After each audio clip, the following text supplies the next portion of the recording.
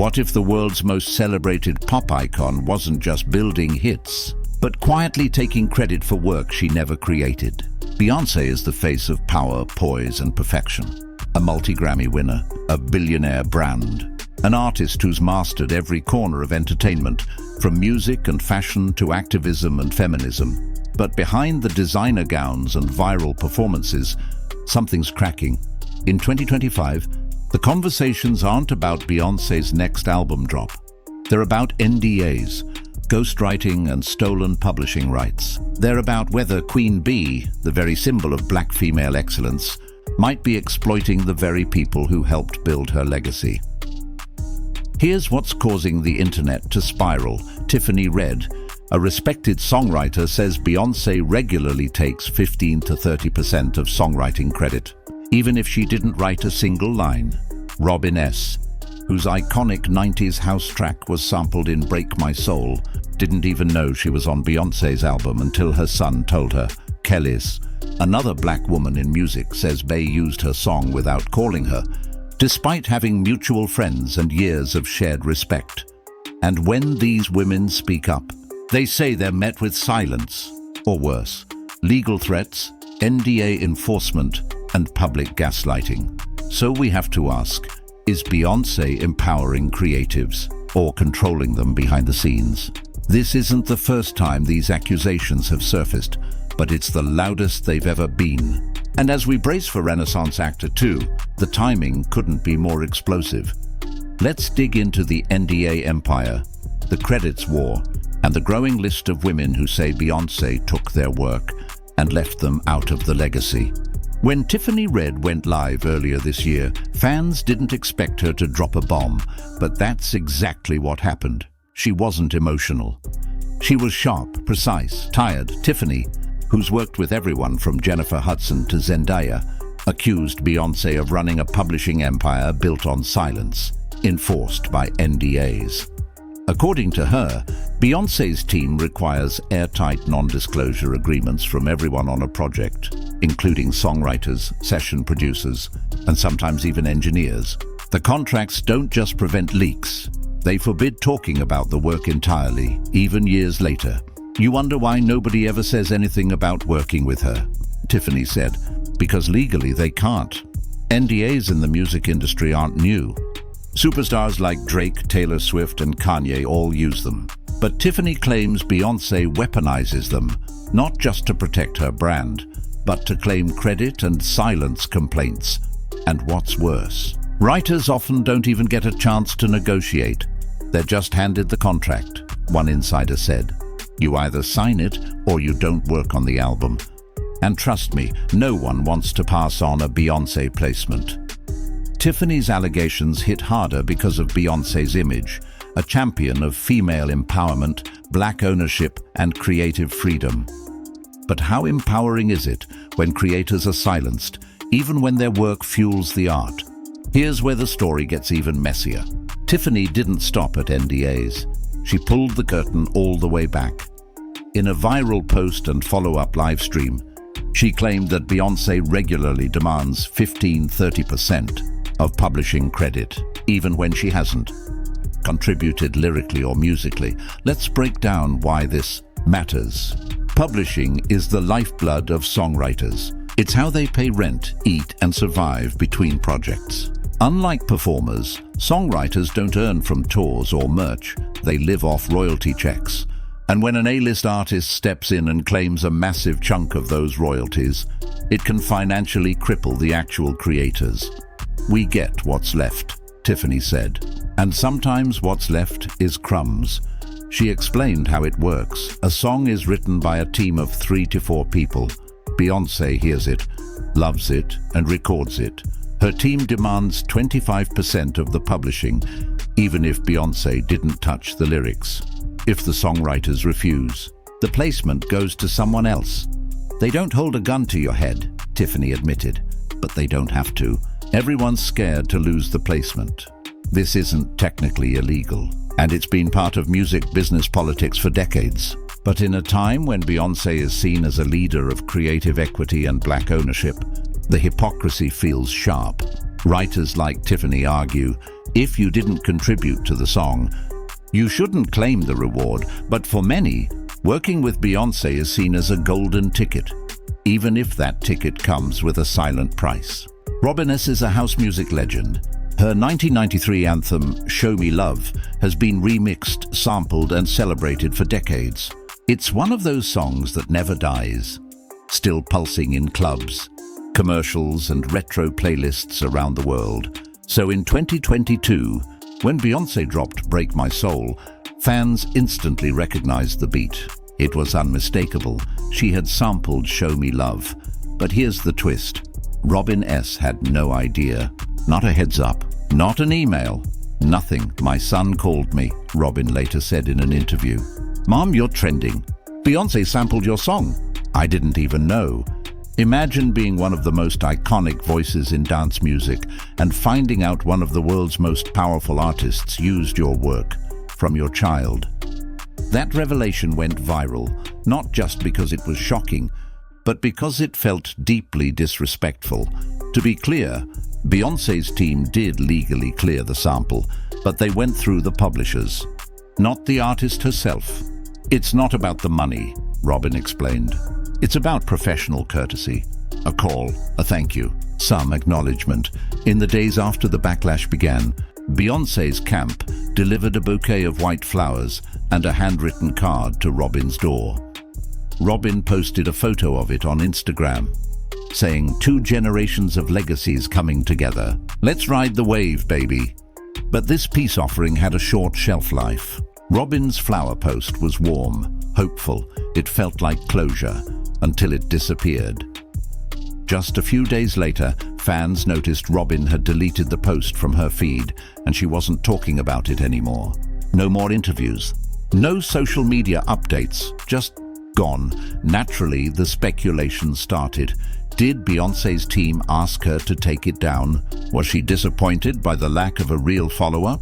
Had something soured behind the scenes? Then came the TMZ moment. TMZ reporter, have you heard from Beyoncé since the flowers? Robin S. No, I haven't. Reporter, do you still hope she'll reach out? Robin, you never give up hope. Fans started putting the pieces together. The gesture felt empty, the silence louder than the gift. And the fact that Robin, a black woman with a musical legacy of her own, was left out of the conversation despite having her voice sampled on a global hit, didn't sit right. Beyoncé preaches empowerment. But what kind of empowerment is it if the original voices get left behind? Then, like a lightning bolt, Azealia Banks jumped in. Never one to hold her tongue, Azealia took to Instagram and X, formerly Twitter, to blast Beyoncé over the Show Me Love sample. B is out here pretending to support black divas with bouquets, she wrote, then muzzling them into making stock PR statements. She assumes they don't have lawyers. She's arrogant. This rollout is a mess. Azalea's words went viral, sparking both praise and backlash. Some fans brushed it off as classic Azealia drama. Others called her brave for saying what many insiders couldn't. And given Robin's deleted post and public ghosting, her comments started sounding more like truth than shade. If Beyoncé truly wanted to uplift the women who paved the way for her sound, why weren't those conversations happening behind the scenes? Why flowers, but no real dialogue? Why legal clearance, but no personal courtesy? The accusations weren't just building, they were connecting. When Beyoncé dropped her Renaissance album in 2022, one moment stood out instantly for fans of early 2000s R&B. She had sampled Kelis's Milkshake on the track Energy. At first, it felt like a tribute. 2 trailblazing black women, both icons in their own right, finally connecting on a record. But within hours of the album release, Kelis clapped back hard. "It's not a collab," she said. "I found out the same way you did, through the internet." There's a level of disrespect. This is not just Beyoncé. This is the industry. Pharrell knows better. Chad knows better. Now here's the technical part. Kelis doesn't own the master or the publishing rights to Milkshake. Those belong to Pharrell Williams and Chad Hugo, aka the Neptunes. Back in her early career, Kelis signed a deal she says she didn't fully understand. one that cost her the rights to her most iconic records. So yes, Beyoncé cleared the sample legally, going through the actual rights holders. But as Kelis pointed out, legal and ethical are two different things. We've met. We know the same people. We've been in the same rooms. You could have called me. You should have called me. To Kelis, the issue wasn't paperwork, it was principle, respect, transparency, sisterhood. And when Beyoncé didn't respond publicly, Kelis's fury grew louder. People in this business have no soul. Everyone's fooled by the glitz. Soon, her fans rallied behind her. Others accused her of clout chasing. But this was about more than a beat. It was about erasure. If Beyoncé really supports black female artists, why keep leaving them out of their own stories? The Beyoncé-Kelis clash opened a new conversation. Why is Beyoncé so demanding when others want to sample her music, but so unapologetically casual when she samples others? Let's rewind to Fivio Foreign, a New York drill rapper who tried to sample Destiny's Child's Say My Name. In interviews, he described the grueling process. She had to hear it. She made me rewrite my verse like 3 times, cleaned it up, changed the tone, nothing vulgar. Only after scrubbing the song clean did Beyoncé finally give him the green light. Now, compare that to energy. Beyoncé samples Kelis without a heads up, with no creative discussion, and calls it a tribute. The double standard was impossible to ignore, so we have to ask permission, one fan posted, but she doesn't have to ask anyone. This wasn't a one-off moment. It revealed a pattern. Beyoncé controls how her art is used to the letter, but doesn't always offer that same courtesy in return. Legal? Sure. Respectful? Debatable. Consistent? Definitely not, and fans were noticing. Twitter threads exploded. TikToks dissected the ethics of sampling. The same theme kept popping up. Why does Beyoncé play by different rules? In 2013, Beyoncé released a track that marked a turning point in her career. Bow Down. It was aggressive, fierce, unapologetic, a departure from her polished pop image, and Beyoncé gave it a powerful backstory. I was angry, she said in a 2014 interview. I was feeling pain. I looked in the mirror and said, "Bow down, babe." It wasn't about anyone else. It was for me. It sounded raw, honest. Fans loved it. The press praised her evolution. But there was just one problem. She didn't write the song. The truth came out years later. The songwriting duo Rock City, known for hits with Rihanna and Usher, revealed in an interview that they wrote Bow Down. Even more surprising, the song was originally pitched to Rihanna. She passed. Beyoncé picked it up later and recorded it. That entire personal origin story, the mirror, the anger, the self-empowerment. It wasn't real. Now, this might sound like normal industry behavior. Artists interpret songs all the time, but Beyoncé didn't just sing it. She told the world she wrote it as a personal anthem. She used that story to reshape her public image. It's one thing to interpret a song, one critic wrote. It's another thing to pretend you lived it. This revelation reopened old wounds. Was Beyoncé using other people's words to build her legend and then claiming those emotions as her own? If so, how many other personal songs might not be so personal after all? To understand why these accusations sting so deeply, you need to understand how publishing works. In the music industry, there are 2 types of royalties. Master royalties, which go to the label and performing artist publishing royalties, which go to the songwriters with streaming dominating the landscape. Publishing royalties have become the main income stream for most writers. And when a superstar like Beyoncé steps in and demands 15–30% of those earnings, it's more than greedy, it's devastating. I've seen people's rent get paid off a 5% publishing share, Tiffany Red explained. Now imagine Beyoncé takes 25% and you have to split what's left with 5 other people. This tactic isn't unique to Beyoncé. Many major artists negotiate themselves into publishing deals to boost income and control, but few have positioned themselves as champions of equity, feminism, and black creatives the way Beyoncé has. She talks about building tables, one anonymous producer said. But sometimes it feels like she's just carving her name into other people's seats. Songwriters, especially black and brown creatives, already face massive pay gaps. So when someone as powerful as Beyoncé takes credit without contribution, it sends the wrong message. It tells the industry, if even Beyoncé doesn't pay her people right, why should we? If this kind of exploitation is happening, why hasn't anyone talked before? Because the silence isn't just about NDAs. It's about fear. Fear of losing future work. Fear of fan backlash. Fear of being labeled difficult in an industry that rewards silence and punishes honesty. And let's be real, the Bayhive doesn't play. Anyone who criticizes Beyoncé, even respectfully, can expect online harassment, doxing threats, or worse. I've had people threaten my family. One former backup singer posted anonymously, just for saying I wasn't paid on time.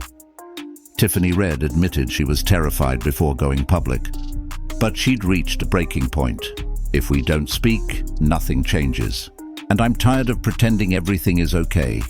Many songwriters and dancers have similar stories of delayed payments, withheld credit, and silence when they asked for clarification. Some signed contracts they barely understood. Others say they were intimidated into accepting bad deals.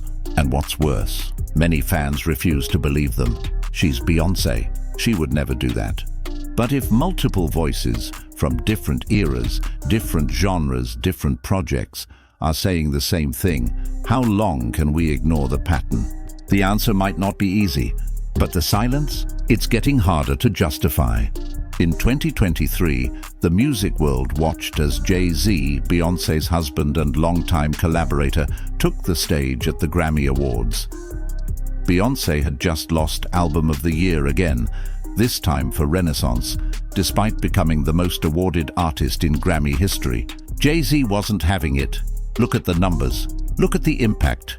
Beyoncé has been robbed too many times, he said in his speech. Album of the Year should have been hers. It was meant as a rallying cry, a defense of his wife's genius. But outside the awards show bubble, not everyone saw it that way. Tiffany Red, fresh off calling out Beyoncé's publishing practices, clapped back with a message that went viral across social media. Maybe Beyoncé would win Album of the Year when she stops taking publishing from songwriters and starts paying them fair rates. Grammys don't pay the bills. Publishing does. It was a brutal reality check, and one many insiders had been too scared to say out loud. Jay-Z's defense might have sounded noble, but to creatives like Tiffany, it was tone deaf. Because to them, Beyoncé wasn't just the victim of Grammy bias. She was part of a larger problem, the exploitation of lesser-known creatives behind closed doors. You don't get to cry foul when you're ignoring the people making your wins possible, Tiffany said in a live stream. Don't fight for awards if you're not fighting for fairness. The Grammy moment, meant to uplift Beyoncé, ended up raising more questions than answers. Questions about who really deserves the credit, and who's cashing in while others stay invisible. The controversy didn't stop at songwriters. In recent months, even Beyoncé's dancers, choreographers, and background team members have started speaking up, anonymously, and sometimes not so anonymously. Multiple dancers have taken to Reddit, TikTok, and Twitter, X, hinting at a disturbing pattern. She doesn't pay standard rates. We sign NDAs and don't get meal breaks. You're supposed to just be honored to be there. Now, let's be clear. Beyoncé's stage shows are legendary. The Homecoming Coachella performance, iconic. Her tours are meticulously rehearsed, high-paying for some roles, and creatively fulfilling. But according to these voices, the real issue isn't the spotlight, it's what's happening backstage. One anonymous tour dancer claimed, "If you complain, you're replaced." They treat dancers like they're disposable, and nobody dares speak up, because then you're labeled difficult and blackballed. Producers have shared similar stories, being ghosted after submitting beats, or seeing their names dropped from final track credits after Beyoncé's team reworked the songs. The same themes emerge: fear, silence, legal pressure.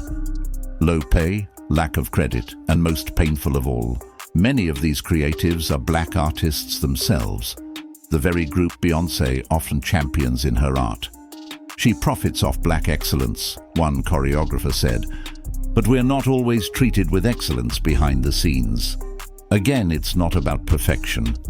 No one expects flawless leadership, but when the pattern repeats across songwriters, dancers, and producers, the question becomes impossible to ignore. Is Beyoncé's empire as empowering behind the scenes as it is in front of the camera? Let's pause and zoom out.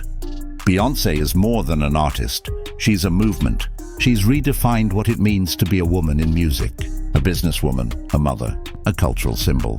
From Lemonade to Black is King, her projects feel like milestones, deeply personal, boldly political, and unapologetically black.